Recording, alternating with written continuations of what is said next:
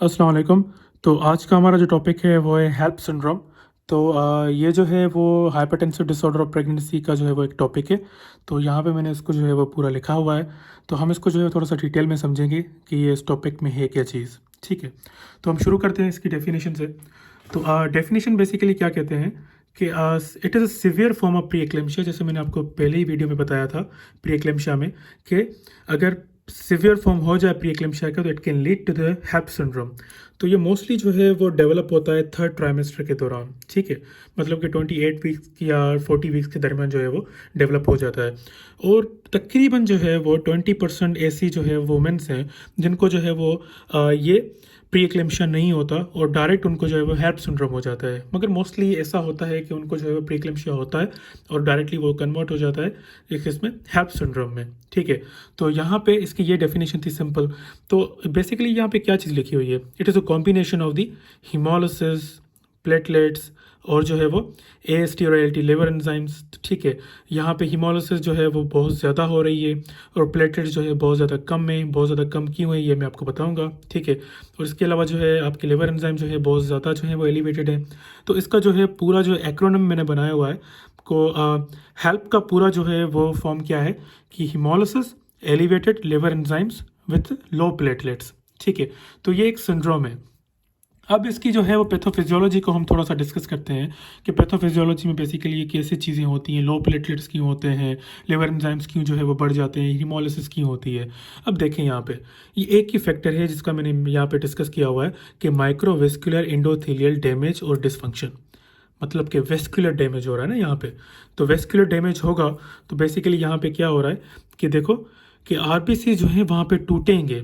ठीक है, आरबीसीज वहाँ पे टूटेंगे। ठीक है, टूटेंगे तो ऑब्वियसली जो है वो ब्रेक डाउन होंगे। तो ऑब्वियसली क्या होगा कि माइक्रो एंजियोपैथिक हीमोलिटिक एनीमिया होगी। मतलब कि ये माइक्रोवेस्कुलर की बात हो रही है तो सिंपली मैं ये कह सकता हूँ कि ये कैपिलरी लेवल पे जो है वो ये कंडीशन हो रही है, कैपिलरी लेवल पे। ठीक है, तो यहाँ पे लिखा हुआ मैंने माइक्रो एंजियोपैथिक हीमोलिटिक एनीमिया। ठीक है, तो वहाँ पे ये चीज़ क्या हो रही है कि हीमोलिसिस हो रही है। हीमोलिसिस जाहिर सी बात है कि जब आरबीसी टूटेंगे तो वहाँ से कौन सी चीज़ रिलीज होगी, बिलिरुबिन रिलीज़ होगा। ठीक है, तो बिलिरुबिन जो है ब्लड में जो है वो ज़्यादा लेवल में होगा। ये तो सिंपली हीमोलिसिस का जो है पूरा सिस्टम है। ठीक, तो ये क्यों हो रही है हीमोलिसिस।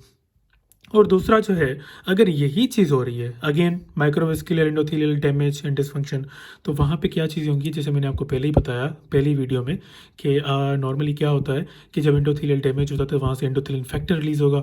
वो बहुत सी जो है ना कैपिलरी लेवल बहुत ज़्यादा छोटी लेवल है। ठीक है, वहाँ पे जो है वो अगर थ्रोम्बिन्स रिलीज़ होंगे उसके साथ साथ प्लेटलेट एग्रीगेशन होगी तो वहाँ से जो है ना मतलब कि वहाँ से चीज़ें ख़राब हो रही हैं तो ऑब्वियसली प्लेटलेट्स वहाँ पे आना शुरू करेंगे। ठीक है, तो ऑब्वियसली वहाँ पे प्लाक्स बनना शुरू हो जाएंगे ना।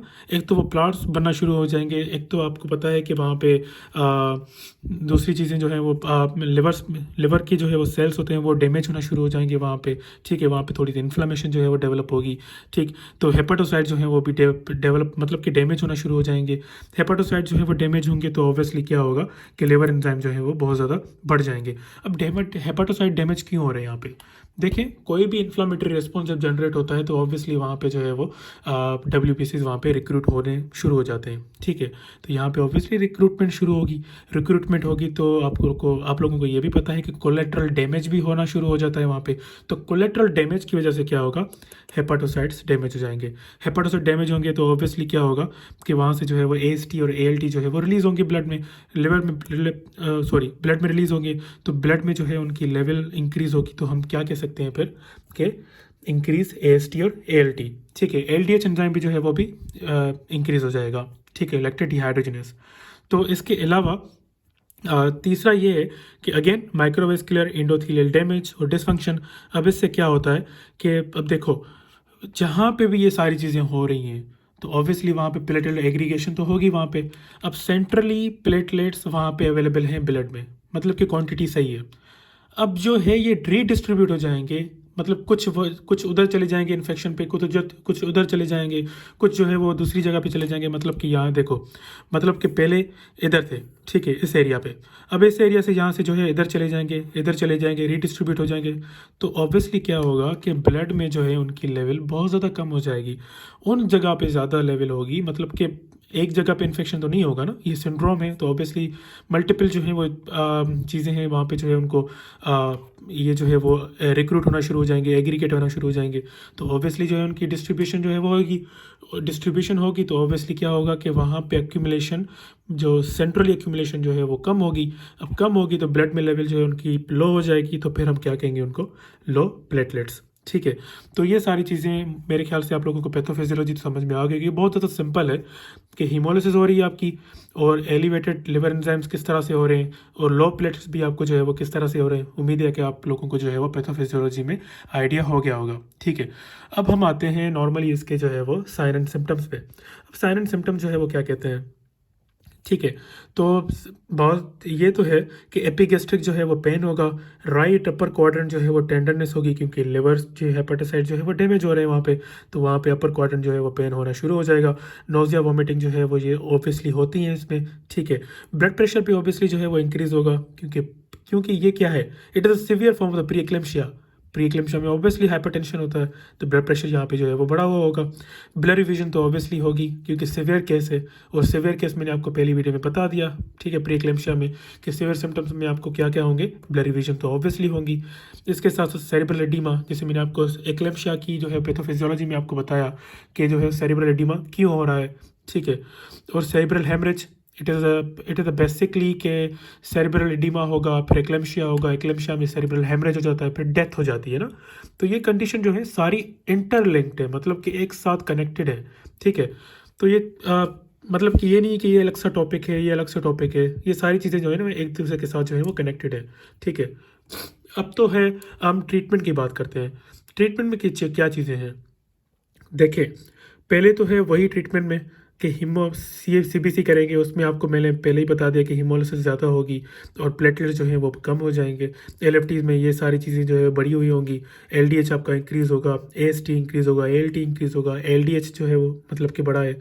ठीक है, इमेजिंग करेंगे CT स्कैन। CT स्कैन क्यों कर रहे हैं वो तो आपको पहले से ही पता है कि सेरिब्रल एडिमा हो रहा है वहाँ पे, CT स्कैन ब्रेन का तो हमें लाजमी करवाना पड़ेगा। ठीक है, और इसके साथ साथ जो है आपका अल्ट्रासाउंड बेबी भी करवाना पड़ेगा, क्योंकि ये कंडीशन ऑब्वियसली प्री एक्लेम्शिया की सीवियर फॉर्म है, तो ऑब्वियसली जो है इंट्रायूट्राइन ग्रोथ रेस्ट्रिक्शन तो हो सकती है इसमें, बेबी को जो है इफेक्ट तो आ सकते हैं।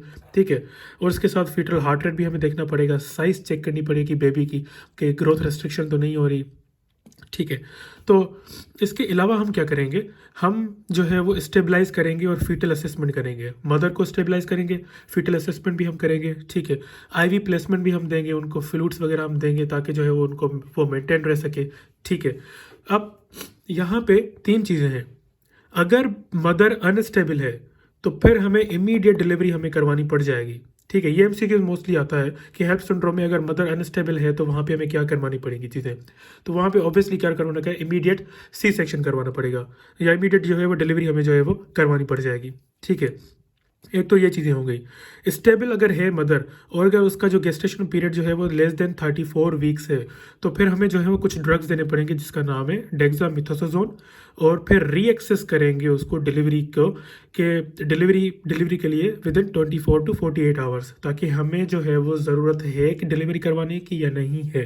ठीक है, उसके अलावा जो है स्टेबल अगर मदर है तो ये केस है कि अगर ग्रेटर देन 34 वीक्स है या इक्वल टू 34 वीक्स है, तब भी जो है हमें डेक्सामेथासोन हमें देना पड़ेगा, और डिलीवरी एनी हाउ हमें 24 to 48 आवर्स के बीच में करवानी पड़ जाएगी। अच्छा, इन चीज़ों को ट्रीटमेंट में ये सारी चीज़ें जो मैंने लिखी हुई हैं, ये काइंडली आप जो है इसको बहुत ज़्यादा अच्छे से रिव्यू कर ले तो बेहतर है, क्योंकि इनमें से MCQ जो है वो आ जाते हैं मोस्टली इसमें।